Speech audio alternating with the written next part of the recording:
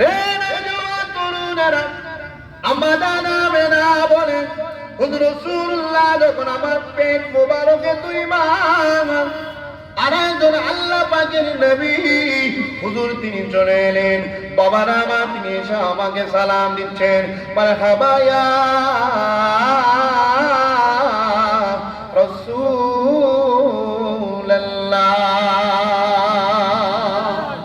সবাই বলুন না মারহাবা ইয়া রাসূলুল্লাহ, মারহাবা ইয়া রাসূলুল্লাহ। বাবারা বলুন না মারহাবা ইয়া রাসূলুল্লাহ। আম্মা জান আমেনা বলে, হুজুর আপনি কে? সেই সময় বলেছিল মা আমিনা, আমি আর কেউ না, আমি হলাম হযরতে শীশ আলাইহিস সালাম।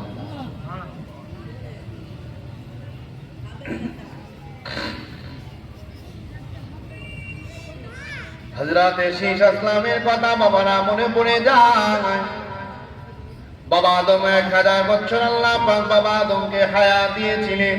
বাবা আদম যখন দুনিয়া থেকে বিদায় নিয়ে চলে যাবে, সেই সময় বাবা আদম হযরতে শীশ আসলামকে ডাক দিয়ে বলেছিলেন, ও আমার কলিজা টুকরা সন্তান বাবা শীশ, শোনো বাবা, শোনো বাবা, শোনো, আমি দুনিয়া থেকে বিদায় নিয়ে চলে যাব। আল্লাহ পাকের হুকুম হয়ে গেলে আমাকে চলে যেতে হবে।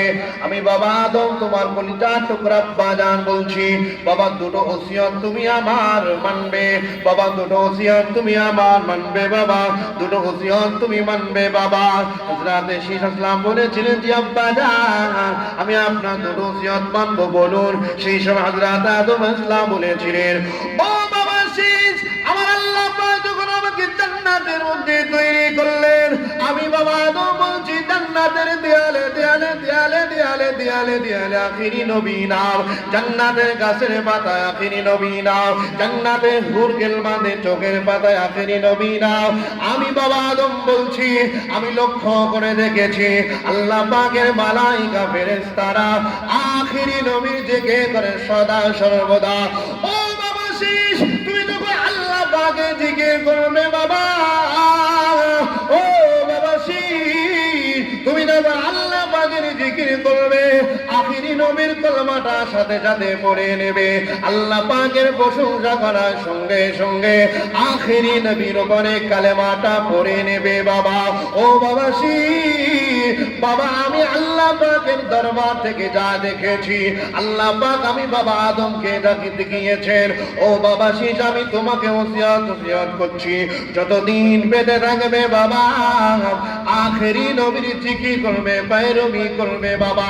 द्वितीय नम्बर ওসিয়ত হলো তোমার মাধ্যমে আমি নূরে মুহাম্মাদির আমানতদারি রেখে যাচ্ছি বাবা, তোমার মাধ্যমে আমি নূরে মুহাম্মাদির আমানত রেখে যাচ্ছি বাবা।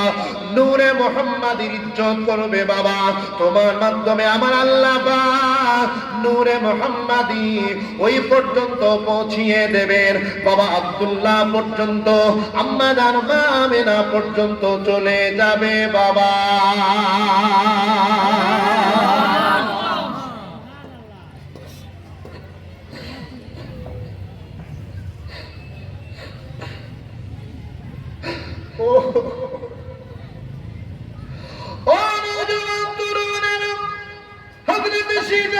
যতদিন হাজার ছিলেন বাবারা, সোনারা, ময়নারা, তরুণেরা, মনটা খারাপ করুনি বাবা, মনটা খারাপ করুনি। আল্লাহর উপরে ধৈর্য ধরুন, আল্লাহর তরফ থেকে যা হয়। আমি কি বলতে চাচ্ছি বুঝতে পেরেছেন? আল্লাহ পাক যেমন প্রোগ্রামে বার করাচ্ছেন আলহামদুলিল্লাহ। আল্লাহর কাছে মনের কথাগুলো বলুন। আমরা নবী প্রেমের কথা মানুষের কাছে জানাতে চাই, আমরা নবী প্রেমের জন্য খরচ করতে চাই। ওই যে বাবা বড় প্যান্ডেল দেখতে পাচ্ছেন, ওখানে বাধা দেওয়ার কেউ নাই, কেউ বলবেও না, কিন্তু নবী নবী নবী নবী নবী নবী নবী নবী নবী নবীর কথা বলতে গেলে অনেকের চুলকানি শুরু হয়ে যায়। আপনার লক্ষ্মীপুরের গ্রামের মানুষ ভালো, আশেপাশে এই সমস্ত চলে।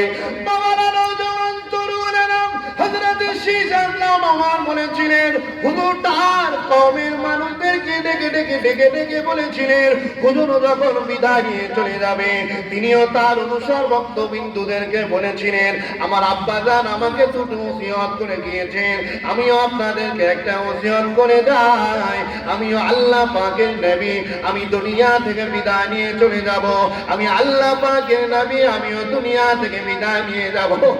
ও আমার বংশের মানুষেরা, ও আমার ফলায়েরা, শুনে রেখে দাও, তোমাদের মাধ্যমে আমি তোমাদের কাছে ওই নূরে মুহাম্মাদীর ইজ্জতের কথা বলি, ওই নবীকে মুহাব্বত করবে, ভালোবাসবে, ওই নবীর নূর মুবারকের হিফাজতকারী হয়ে থাকবে। আমার আল্লাহ তোমাদেরকে দুনিয়া আখিরাতে সম্মানিত করবে। নারে তাকবীর। নবীর আমার নবীর কথা বলছেন, তুমি কোথাকার কাঠমুল্লা, তোমায় কে চেনে, আমাকে কে চেনে? কাউকে বলছি না। কত উলট পালট কথা আমার নবীকে নিয়ে। খেলা হবে, রাজনৈতিক বেলানে বলে খেলা হবে, খেলা হবে, মরা হবে, দেখা যাবে। বিয়াদবি করলে সে কি যে হবে বুঝতে পারছেন? খুব মুশকিল। এজন্য সাবধান হন, হুজুরের প্রেমিক হয়ে যান, হুজুরের আশিক হয়ে যান, নবীরা দেওয়ানা আমার নবী। জোরে বলুন শরীফ আল্লাহুম্মা